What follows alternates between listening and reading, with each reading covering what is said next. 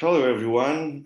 Thank you for joining us today. I have the pleasure to have here today on my channel Mrs. Vyatlana Tsikhanouskaya, who is very known for her role as the main member of the opposition in Belarus and also an activist concerning many other different situations concerning the Russian world and also many other former USSR countries that now are independent. Mrs. Tsikhanouskaya, thank you very much for being with us today.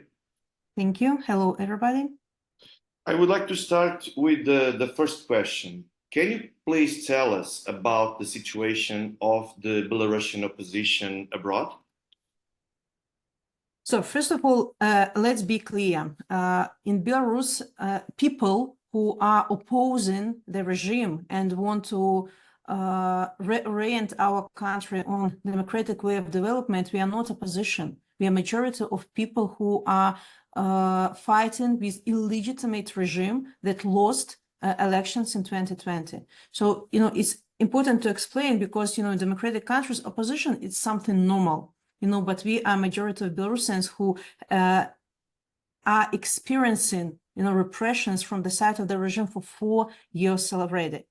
So we call ourselves democratic movement. It's more understandable description what we are doing.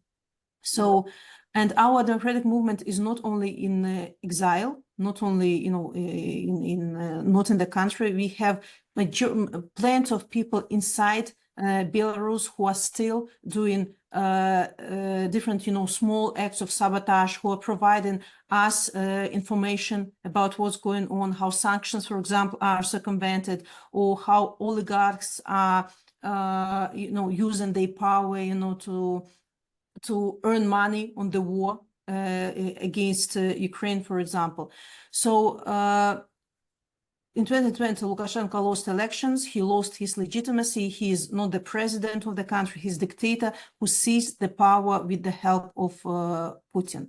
So at the moment, we have at least 1,500 political prisoners whose number is growing every day. Almost 1,600 already served their terms. And among political prisoners is my husband, who was sentenced to 19 years in prison. I myself was sentenced in absentia for 15 years. So it's about repressions. But of course, to fight the regime, we need to strengthen agency of democratic forces. That's why I have, for these 4 years, I have built alternative institutions of power. They are in exile at the moment because in Belarus, it's impossible to do anything at all because we live like in Stalin's time. But in exile, we have government, we have office of Svetlana Tikhanovskaya's office of president-elect, and we have coordination council as a platform where our political parties, NGOs, media, different initiatives are coordinating our actions. So we depriving regime of political space. We have many allies in democratic world who actually don't recognize Lukashenko as the president, but they are working with us. They are formalizing relationship with democratic forces of Belarus. They are not sending ambassadors to Minsk. They are sending special envoys to us to work with us. So, of course, we as movement, we are rather stable and we are developing all the time. We have to be creative, inventive, fighting the regime. But of course, we experience everyday pain for people in Belarus, for political prisoners, and for actually 9 million, who are taken as hostage, in huge prison that's name is Belarus. Mm-hmm. And well, sometimes there is a feeling that the West is talking less and less about Belarus. It's like if the subject or the topic is kind of fading away. Do you feel that you still have the support of the West, or do you think that the West has already come to terms with Lukashenko's leadership? Of course, we feel support of the West, democratic West. Of course, attention is decreasing step by step, but it doesn't mean that because of lack of attention, situation is improving. It's vice versa. Even regarding Ukraine, when it looks like the all world, you know, is watching Ukraine, they enjoy even less attention because Gaza has happened, you know, Palestine, Israel. But and I myself on every political meeting, I say that give Ukraine everything they need, you know, to win this war. They have to be winners. Because the fates of Belarus and Ukraine, they are intertwined, and we are actually fighting against the same enemy, imperialistic ambitions of Russia. And we Belarusians understand that without free Ukraine, there will be no free Belarus, but also vice versa. Without free and independent Belarus, there will be no security for whole Europe. And recently, actually, I met with Paula Rangel, Minister of Foreign Affairs of Portugal, and he assured me and our Belarusian nation in full support, and we feel this support. And before I had many meetings with the Prime Minister Kosto, who never like denied meeting with me. And now when he is will be a leader of European Union Council, I'm absolutely sure that he will keep Belarus as one of the priorities of external political agenda. So our task now is not let Lukashenko to turn the page of our history, not return to business as usual. So, and here we have huge support, you know, from the democratic world. And recently, the Belarusian opposition abroad held a rehearsal similar to the one that was made previously in Venezuela. However, participation was significantly lower than in Venezuela. How can you evaluate this participation? You know, I wouldn't compare any activity regarding Belarus and Venezuela because we have absolutely different contexts. You know, in Venezuela, they had possibility to conduct primaries. You know, it was like allowed. In Belarus, now all political parties are liquidated. All alternative media ruined, no NGOs at all. All the people, even if you're in exile, because those people who are in exile, we can be more active and be more vocal. Those people who decided, you know, to take part in this first, you know, elections to Coordination Council, all their relatives inside the country were repressed. All the property of all these people was confiscated. So we can't, like, we have absolutely different situations, but, you know, it was experiment, you know, for us. As I say, we have to be inventive on our path to democracy and learn how actually democracy works. And I have to say that our protest, our democratic movement is highly technological, and in 2020 many IT companies supported our protests and participated in it, and now we have cyber partisans who are hacking state websites and leak information from there. And it also was our high technological attempt to organize some voting. Maybe, you know, in the future we will need and develop these instruments, you know, for future, you know, elections or surveys or voting. But just for you to explain, people also scared to give their personal data because we wanted people, you know, to make picture of their passports, to verify people, and knowing the situation inside the country. Of course, people were like, you know, they had fear, you know, providing the personal data. But again, as I said, it was first attempt, and I think that it was successful enough. But again, don't compare us with any other countries. We have absolutely different contexts. So, okay, totally different reality. And did the results of this election actually meet your expectations? You know, we didn't expect much, you know, from this first attempt, from this experiment, and you know, we like my attitude was like corresponded. Let's try, not being sure in anything. Okay. And by the way, do you think that Alexander Lukashenko will remain in power for a long time, or will someone close to him will try to replace him as president of Belarus? Again, I have to remind you that Lukashenko is not the president of the country. He's a person who brutally, through repressions, detentions, and suppression, seized power with the help of Putin. And of course, this person will hold power, by any means. He doesn't see himself anywhere else, only, in power. And he committed many crimes. He chose not Belarusian people, not Belarusian nation. He chose Putin, and he will serve him, till the end. So that's why, like, real democratization and changes in our country can take place only with the dismantling of the system that Lukashenko created for himself for 30 years. Just actually, next year it will be 30 years already as Lukashenko in power, and it's even longer than Stalin ruled. So in surrounding Lukashenko, there are no figures that might change Lukashenko. I think that everybody who is becoming more popular, immediately is sent, to prison, or he's shuffling, all the time his ministers, because he's afraid of other person's popularity. But I know that among technocrats, among nomenclatura, there are many people who are supporting democratic forces, who are supporting me, and I'm sure that in critical moment, they will be on our side. They will take our position, and that's why we continue to work, through media, through messages, with the people who are around Lukashenko. Mm-hmm. And in your understanding, regardless of the legitimacy or not that Lukashenko has presently, and regardless of the divisions, not only among the Western elites, also on the Russian side, but do you think that Lukashenko's leadership is consensual between the political authorities in Belarus, the main authorities, or not at all?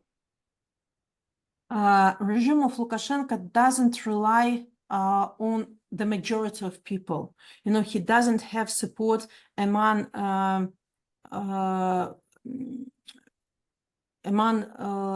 officials of middle officials, and I think that even in regular army, he's not supported at all.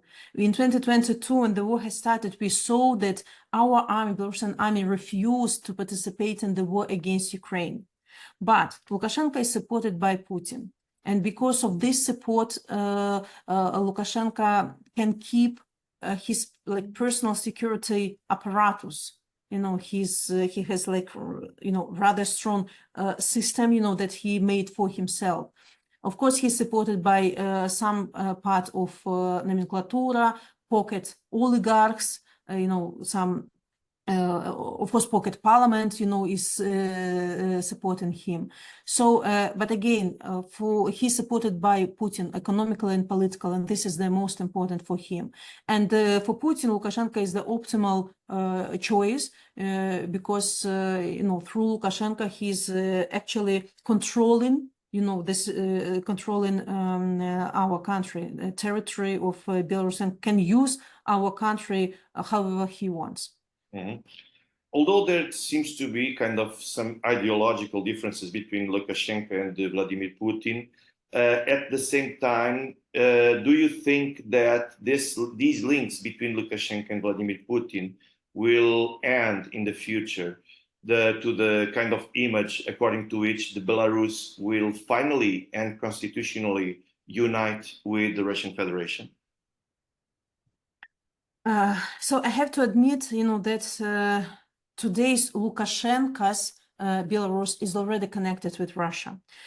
Russia controls military sphere. They interfere into our economy, external politics, our education, our culture, history, media. There is a process of Russification in Belarus. They want to erase everything Belarusian from Belarus. And I think that Lukashenko he's actually sells Belarus to Putin in exchange for the support. I don't think that there will be a formal unification of Belarus and Russia, because Lukashenko knows that Belarusian people will not accept this, and even people around Lukashenko, because according to surveys, only 4% of Belarusians think that we have to have full unification with Russia, and our people, of course, want to cherish their independence, our sovereignty. So maybe it will be, while Lukashenko is in Belarus, it will be like a creeping occupation of our country. So, but I doubt that any formalization, of this unification will take place, even with Lukashenko. Mm-hmm. And what do you think about the conflict in Ukraine? Do you think there's any kind of chance that Ukraine will emerge victorious?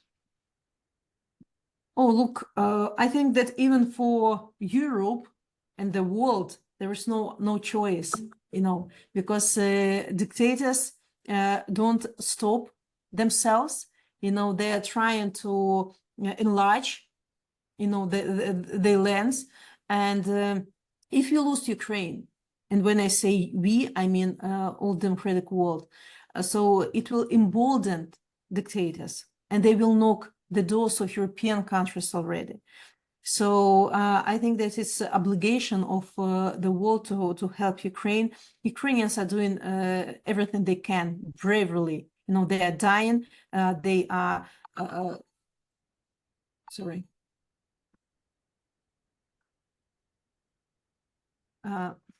Right. So Ukrainians are doing everything they can in this situation. They are defending their cities. They are dying on the front lines, of the war. But they need equipment. They need missiles, to defend themselves. And again, the same is about Belarus. No one war and no one fight or uprising cannot be won when you don't have allies. Ukrainians don't ask to fight instead of them. We are not asking, to uprise instead of us. Just help us, to return our countries, to regain our independence.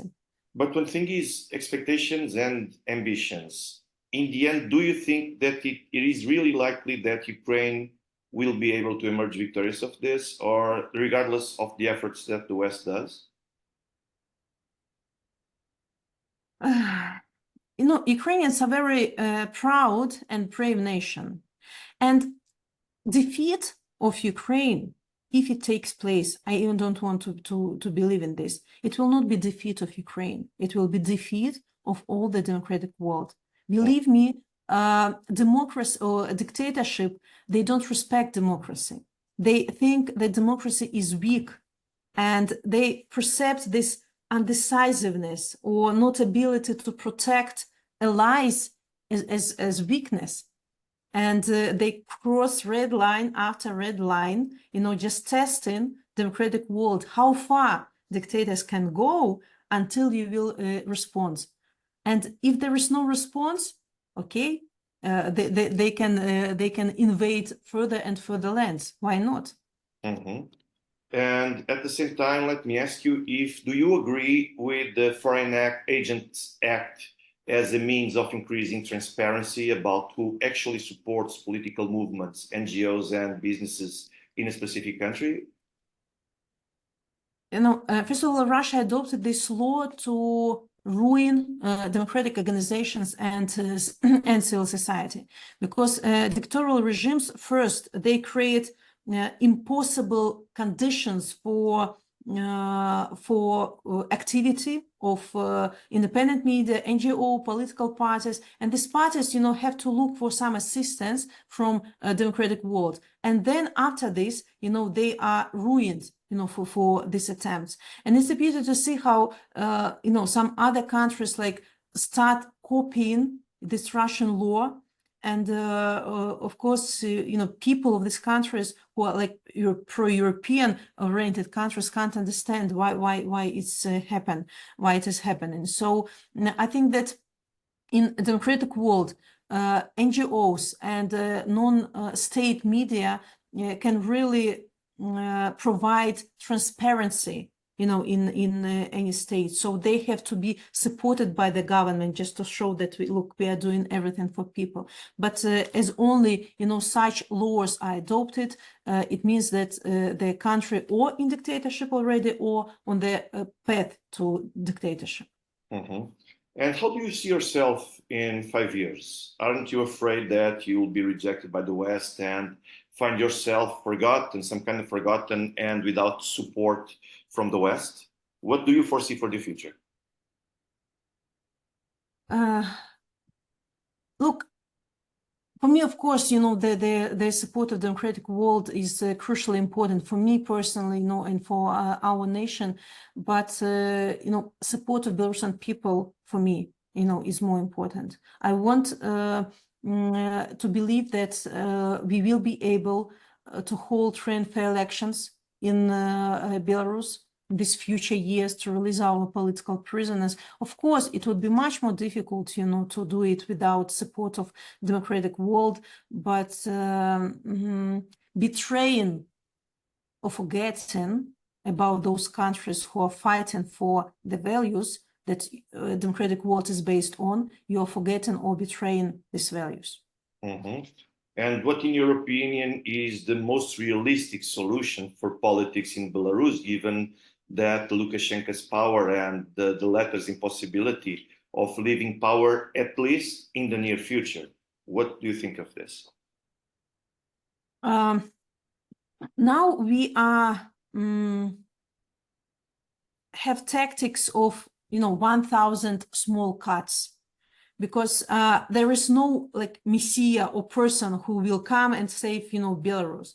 There is no silver bullet, that can do it. So I think that our policy, on the one hand, to weaken the regime through sanctions, through political isolation, through a policy of non-recognition, and on the other hand, strengthening civil society, strengthening our alternative media, strengthening agents of democratic forces, national identity, of course, this tactic or this strategy will work. What is important here what's important for us is that in case of any negotiations between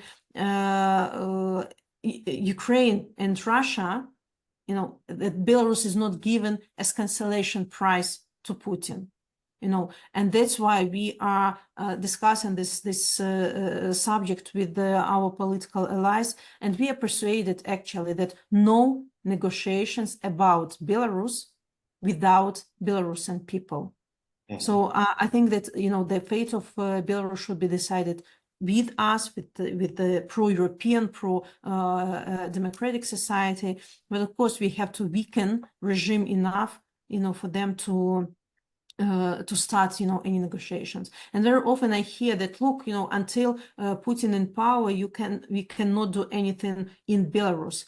I think that it's absolutely wrong position. I think that changes in Russia can start with the changes in my country, in Belarus. I remember how in 2020 our uprising sparked uprising in Russia, and that's why Putin and Lukashenko are so afraid of Belarusian people. Please allow me one last question, please, before you go. And I know you have a very full agenda, so I don't want to take more of your time. But what do you think that the relationship between Belarus and the Russian Federation should be? And what about the relations between Belarus and the European Union and the United States? I think that between Belarus and Russia should be